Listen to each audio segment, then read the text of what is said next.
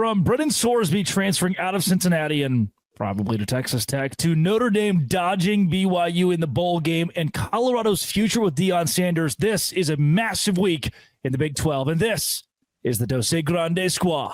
You're talking ball with the Big 12 squad.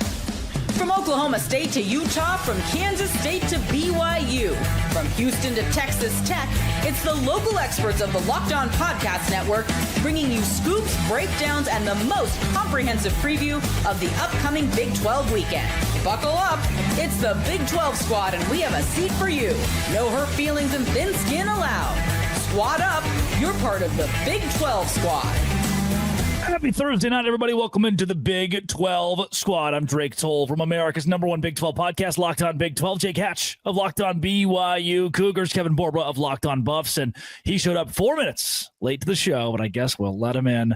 It's JT Westercell of Locked On Utes. I thought we had a show without him, but the show wouldn't be the same if you hit subscribe. We all get to keep our jobs. Insane week in the Big 12 this week. Hatch, we will start with you. JT, I'm very excited to talk Kyle Whittingham, who snip, snap, didn't want to retire, then wanted to retire, then didn't want to retire, and now he could be coaching at Michigan. Borba, the future of Deion Sanders is a huge storyline of what the Buffs do in the transfer portal. But Hatch, Notre Dame ducks BYU, and now the Cougars, I watched, it's the saddest thing I've ever seen. Kalani Sitake lowering a Pop-Tart into a trophy for an 11-win team that thought it was going to the college football playoff, and now he's lowering Pop-Tarts into a trophy. How are the vibes in BYU land? Up and down. I think the team is motivated to finish the season the right way, Drake, but it's the second straight year that they have finished in a bowl game that they think is beneath their status relative to what they accomplished this season. So I am interested to see how they ultimately play when they take the field down there in Orlando. But yeah, the vibes with the fan base are not very high because they obviously feel like they should have been in a better position when it came to the college football playoff. What's your message to Notre Dame, who ducked you and they are cowards? Yeah, exactly that. You're cowards. You guys need to stop acting like it's beneath you to play in a bowl game. This is a program that gave us Rudy, and as one of our former columnists here at the Salt Lake Tribune, Steve Loom, tweeted out, they are for a program that gave us the underdog story, the gritty, never say die Rudy story. They up and quit. That's pretty pathetic on their part. Yeah, that is. I mean, that's the Notre Dame thing, though. When things get hard or things don't go their way, like they hate Rudy, right? Joe Montana's always talking smack about Rudy, how it's like we hate him, and it's like all this, like why? Just do something good.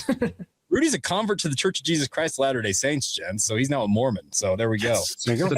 The religious transfer portal? No.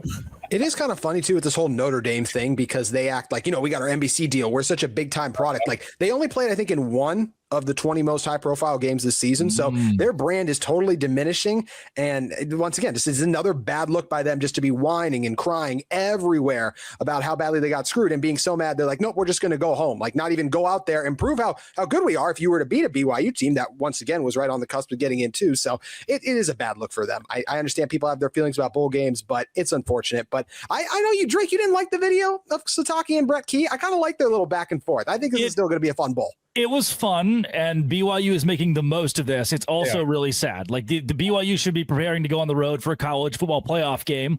Better strength of record, better strength of schedule, more wins than Miami. Got blown out twice. Sorry, that just came up. That got stuck in my against the number 14. Which, if you've listened, those who've listened to Locked On Big 12 would know that like Alabama beating Ohio State 44-21 in the national championship. Ohio State had won a playoff game. It was still a blowout, and Ohio State's probably the second best team in the country that year. BYU could very well be the eighth best team in America and still get blown out by number 4. We've seen it at the top of college football year in and year out. It doesn't mean they didn't deserve a chance. I think they did. Miami got in, and we could beat that dead horse for weeks, and surely we will this offseason. JT, sitting behind me is an 85-inch TV. And yes, I'm in my childhood bedroom back in my hometown. I walk in, I said, Dad, I've got to record. You can't just have this 85-inch TV with a beach towel over it sitting behind my setup. And he was like, well, if you don't like that, you're really going to hate the second 85-inch TV that is right behind it. There are 2 of them behind me. And if you're wondering why It's because there was a sale at Sam's on 85-inch TVs. So my grandma calls my dad and said, I got you one. And he shows up at Sam's to pick it up. The guy at Sam's says, you want a second one? They say, of course not. Why would we need two? And he says, I'll give it to you for $300. It's a display. So like, that's how we have two 85-inch TVs behind me. And no matter how bad I'd like to get rid of them on this show, sometimes you just can't get rid of certain things. Kyle Whittingham, not one of those certain things. You wanted that 85-inch TV out of the room for years, and now you finally moved it out. And it said, I don't want to go to the basement. You can't put me in the basement. I'm going to Ann Arbor, Michigan. What a segue. This is one of the weirdest head coaching carousel situations I've ever seen in college football. Really? With all the crap we've seen this year? So to me, this isn't that crazy. He what's happening with didn't Kyle Whittingham. hold a knife to his neck and threaten his mistress. I will give you that. And his stripper wife's monkey did not attack a neighbor. So pole assassin, baby. Pole assassin. People forget pole assassin. I will give you that, JT. Yes. Okay, this whole thing with Kyle Whittingham, the only thing I will say is if this happened, it's Michigan, right? Like there's going to be some interest in what is one of the top 10 jobs in the country. To me, it's not that crazy to want to leave Utah and go to a Michigan, especially when you spent. They kicked him out. Hey, hold on. They didn't kick him out. JT. When you make coaching transitions, typically it's not a Friday news dump to announce your head coach is stepping down, not actually retiring, stepping down, and then Saturday to announce it via another press release in a Saturday news dump to announce the ascension of your defensive coordinator. They haven't had a formal press conference for any of this, JT. That tells me that not everything's hunky-dory in Salt Lake City with these two. I think that's fair. I think it's fair to say everything's not hunky-dory, but I'll also say this, right? Like Kyle Whittingham was supposed to step down last year, wanted to come back, have one more strong season, was able to have that, and then, hey, ride off into the sunset. But as he was riding off into the sunset, one of the top 10 jobs in the sport is currently open right now. He just told us he doesn't want to ride off into the sunset. He's not ready for that ride. He wants to continue coaching. Utah wouldn't let him. They were ready for the next regime. They were ready for Morgan Scalley. This is like they looked at the legend and said, we're good.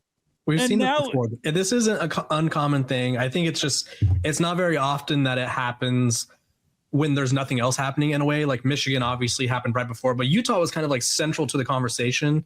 I remember when I covered Stanford, they gave David Shaw the same sort of option at the end there because it was like 3-9, 3-9, 3-9. It's like, David, we love you and you're the most winningest coach in program history, but this isn't great. So you either get your dignity and say you could quit or step away, which I think they gave Kyle Whittingham, and I think he deserved that sort of treatment. Or we could fire you and obviously be unceremonious. But we're not going to fire him. I will say that. Right. No. Jake, no way. You think they would have fired him, Jake? Yeah. Well, no, but like they definitely showed him the door and were like, please exit stage left. Where I would push back a bit here, Borba, what makes it different is Whittingham set his own timeline. He effectively told the administration, he was like 2024, baby, Morgan, and it could have been earlier because Scalley sent some racial things in a text message, and so Scalley couldn't be the head coach in waiting. Whittingham may have actually held on for a couple years extra, and then the administration said, "Oh, remember when you told us you were retiring in 2024? Do it." And he said, "1 more year," and they gave him 1 more year. Then they get to the end of this year, like, "All right, it's time, right? You told us it's time," and he looks like 1 more year. He gave them the 65 timeline, JT. I think we talked about that when that first happened, me and you, and I was like, why would he do that? Because it's like now that's gonna be a storyline up until that moment, and he's 66 right now, so he outlived his timeline. And I can insert a little bit on that.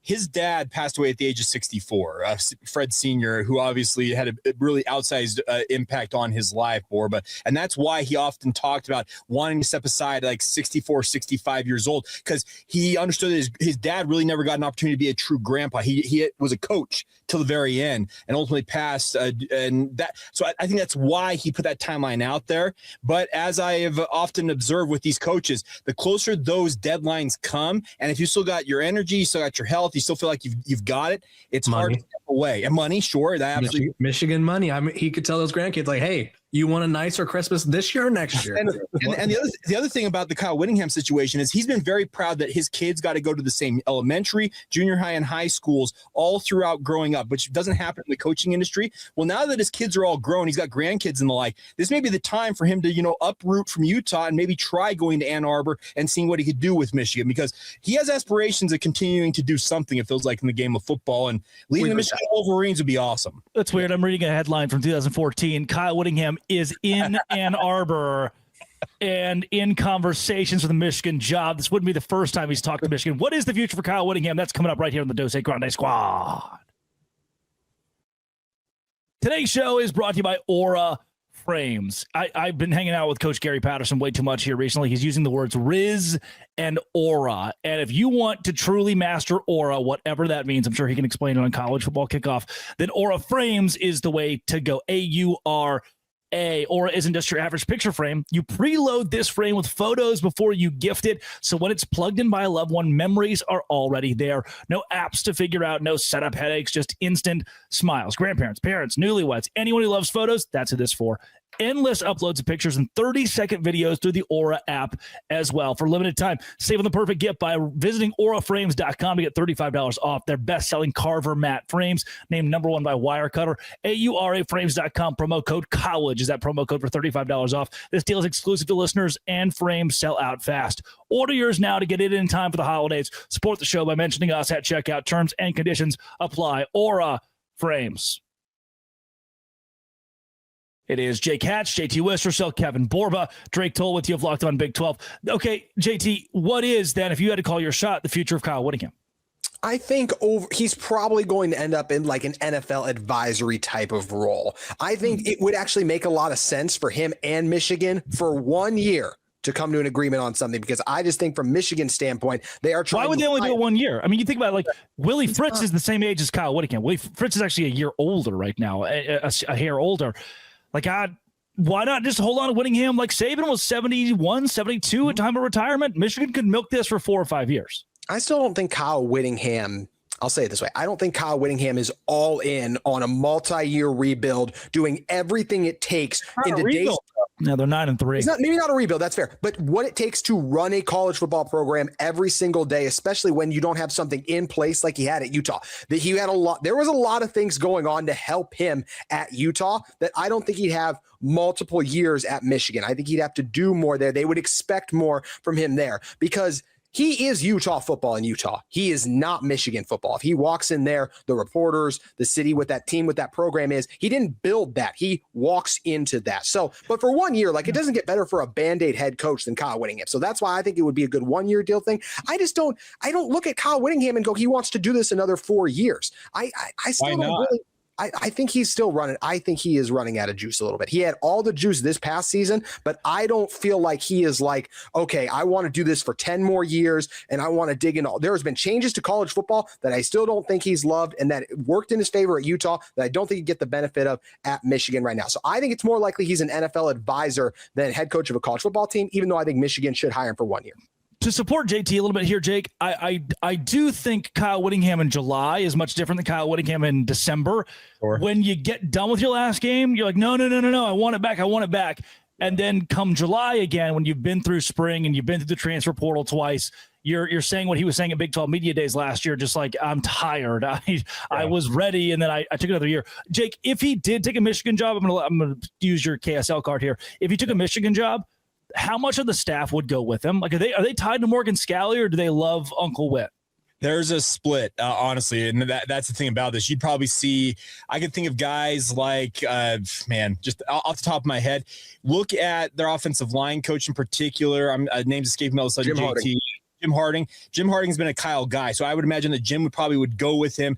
Sharif Shaw, who's been the cornerbacks coach and special teams coordinator, he's a Kyle Whittingham disciple. I think you'd see that squad essentially split. And speaking of the coaching staff, but to your point, if he is feeling like, hey, maybe I'm not up for running a program, well, here's his new title: special assistant to the head coach of the Kansas City Chiefs, helping his old buddy Andy Reid. Mm-hmm. I think, by the way, really quick, that would be very dangerous in my opinion. If Michigan brought in Witt and said, clean house with this staff, like get rid of Wink Martindale, get rid of the offensive side of the ball. I don't think Michigan would keep Bryce Underwood, and he is the most important player associated with that university. If I'm Michigan, I would almost just want to bring, the money. Who doesn't have money? Right? Who doesn't have money? But Michigan's up there. They are. Up there. Larry Ellison is the second richest person in the world. So exactly. If he believes in Kyle Whittingham, though, that's the important part. Is does he believe in Kyle Whittingham enough to give him that money? And who doesn't say that maybe a Jason Beck goes with him to Michigan, and that maybe entice Bryce Underwood to stick around? Oh, that's a great point. We and by the time this show drops, we're recording on Tuesday night, Kenny Dillingham could already be on the plane. We could be talking about Whittingham with. Why does he keep crying? Why does he keep crying? That's what I need to know. He keeps crying a lot, and when they asked him at his press conference on Tuesday if he was going to make the move, he was like, "I don't know. I'm thinking about me. I'm thinking about my family. I'm thinking about my kids. Thinking about the staff. Thinking about everybody. I'm thinking about it. Like he did not. The only person who could do Kenny Dillingham a favor is Jed Fish. If Jed Fish accepts the job before Kenny Dillingham, like they say they gave him an ultimatum, and it's like, hey, Kenny, accept the job by tomorrow. Yeah. And Jed Fish is willing to pull the trigger sooner. That may help Kenny Dillingham stop crying, because every interview I see of him, he's in tears, being short with reporters, going, I'm doing what's best for the people around me. And it's like, okay, you're clearly talking yourself into taking this, right? And what's so cool, I think people forget often that the staff is what makes this. If your OC, your DC, your O-line coach, wide receivers coach don't want to go with you, it makes the decision much different. Gary Patterson's talked about this behind the scenes and on our show. He's like, man, there were 7 or 8 times where big school offers in the SEC and they want to give millions more dollars. I look around the room, I say, do we want to do this? Do your families want to do this? Is this the right spot? And not once was there a consensus that the room wanted to go. And because of that, he stayed at TCU despite bigger offers. That there's a piece of that for Witt. If Witt could get half his staff to go somewhere, maybe he rebuilds at a different spot for 3 or 4 years. But if he can't hatch anybody, then I don't think there's any way to do that. And that's the point I think you point out, because JT, you're right. You don't dump Wink Martindale and some of the guys who have been there at Michigan, because it's not a rebuild. Essentially, it's a they were 9-3 this year. You have a stud young quarterback in Bryce Underwood who's going to have all kinds of offers from other programs to try and entice him to leave. But to Kevin's point, could you go there, get in good camaraderie with a guy like Larry Ellison and say, hey, Larry, give me 3 or 4 years, give me the funds to do what we need to do to build this up, and let's chase the national title? Because I know that Kyle Whittingham, he wants to win. He wants to win at a high level, and Michigan truly could offer that opportunity to chase a national title that he absolutely, I think, in his heart of hearts, wants to pursue. Also, is Kyle Whittingham a Michigan man? And I don't mean the scandals. I think so more than he likes to do things his way. He likes to sort of not manipulate the media, but he's very blunt, right? He likes to not do things a certain way. Will that fly at Michigan if he doesn't immediately succeed? Isn't this Jim Harbaugh? Like, isn't that Jim Harbaugh's style, man? Like, I know quirky and more khakis, though, Jake. It's different. Kyle Whittingham has no quirk. He has no quirk. I think Kyle Whittingham is more of a Michigan man than any other candidate. I'm curious what you guys think. I know this isn't Locked On Michigan. I don't think Kenny Dillingham would work there, and I think he's a fantastic coach. I don't think Jed Fish would work there. I think any of those coaches get that job, I think they'll be out in 3 years, because that also, I'm just going to say something. Michigan is like the second most miserable fan base in college football, only behind Alabama. They keep chasing something like every single year. We need to win a national title, and it's unhealthy. So, Drake, you feeling the same way about Dillingham? Yeah, I see Rich Rodriguez in Kenny Dillingham. The young, fiery, big motivator who Michigan fans are like, oh, we got the guy from the little school that's winning at the little school. And then he goes there, and you just immediately fall flat on your face and they hate you. And then your hometown hates you. And then 15 years later, you come back. And you're Jonathan Smith. Okay, fair. Kenny Dillingham's pointed out that he lives on the same street as his parents, his in-laws, his sister. He does not want to uproot from Tempe, but I think as Borba pointed out, Drake, I think it's you. He's trying to talk himself into taking this job. But if you're trying to talk yourself into taking the job, that's not the right motivation. Yeah. That means they're offering a lot more money and resources than ASU can match, and that's the problem. Yeah, but he wants ASU to pony up because ASU's in his blood. Mm-hmm. Will my friend Deion Sanders be on the sidelines next year? That's a good question. Locked On Big 12. Borba can answer it. Today's show is brought to you by FanDuel. FanDuel is exactly where I go every single day during the NFL season, college basketball season, college football season, bowl season, all of it. FanDuel is my spot. especially for live bets. Because let's say that I'm watching the big game and the Panthers are losing by 7 to the Saints. I keep thinking, I know the Panthers are better than the Saints and they're going to find a way to come back and win this game. But right now I can get them at plus 125 to win the game. What that means, I put $100 on the Panthers to win. I get $125 when they do come back and they do win. And live spreads and money lines adjust instantly. Player props update as guys heat up as well. So if you want to be right in the middle of the action this season, visit FanDuel.com and place your NFL live bets all season long. FanDuel, the game moves fast, and so can you with FanDuel. Kevin Borba, JT Westersill, and Jake Hatch. Borba, Deion Sanders survived cancer in the offseason and has done more for Colorado than any head coach has done for its program the last 3 years. Now, you can push back on that all you want, but I'm talking about GDP. I'm not talking about wins and losses and championships and rings. I'm talking about revamping and growing a city. Boulder is better because of what Deion's done. The money being there, he could lose for the next 10 years, and they would leave him in place because he is the cash cow for what Colorado needs right now. That said, why would he keep doing it? Why has he not retired yet as of hopefully we're recording Tuesday. As of Tuesday, December 16th, why is he not retired yet?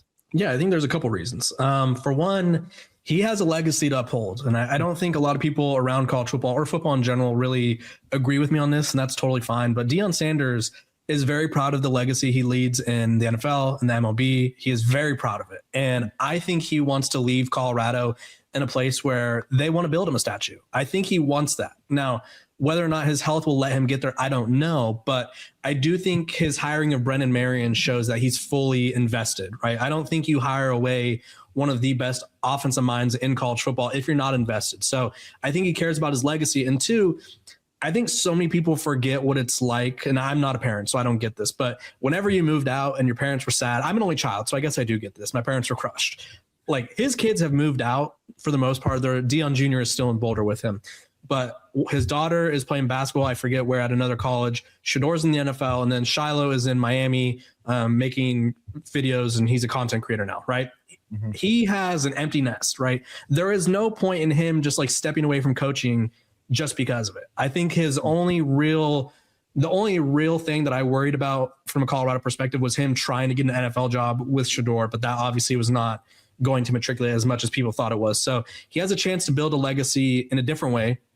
And I think he really does value helping the next generation of athletes. And I think he's fully invested in this program. So, Kevin, I have thought that him bringing Brennan Marion in is his escape route if and when he needs to step aside. It's because Brennan looks like a guy who's on he's ascending up because he's Sacramento State's head coach. You mentioned he's one of the more bright offensive minds across college football right now with that go-go offense. Does it feel like it could be a 1 or 2 year plan? And if he needs to step aside, you just hand it off to Brennan Marion, excuse me?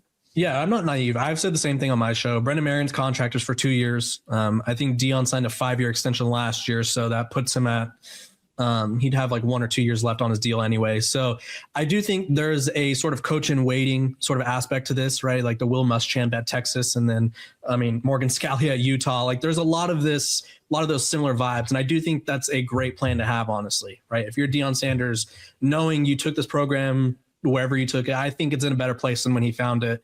Regardless of the record. And you don't think so, JT? No, I said, yeah, like without a doubt. Like I was like, you even brought that up. Like Drake was the one who brought up right off the start. He's done more than anyone else. I was like, sorry. I was ready to jump on you. I was ready to attack you. But he led this program in a better place, and then solidifying a prominent head coach, because that's sort of the fear for Colorado is whenever like this year, people are like, put him on the hot seat. It's like, okay, who's better? Like, who are you going to go that's going to bring energy and turn this program around? Who's better than Deion Sanders right now? The answer is there's not really anyone, right? So having someone who could be that person ready and waiting and invested in this program, I think is a huge deal. Can we just tell Warren Sapp to not rip Texas high school football from now on social media? I just recorded my episode for Wednesday with Brian Smith. I think that is the dumbest thing you could have done because of the optics, right? I think we talked about how Deion Sanders beat cancer. We talked about his sons going to the NFL. People use everything in the book to negative recruit against Deion Sanders.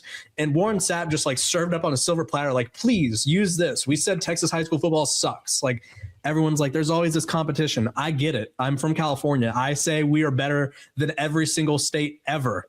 That doesn't mean you tweet it as a coach of a college football program. Is this what happens when he can't take out the pylons? I guess. And the worst part, Jake, is they offered the kid that he was tweeting about 2 days prior. I know.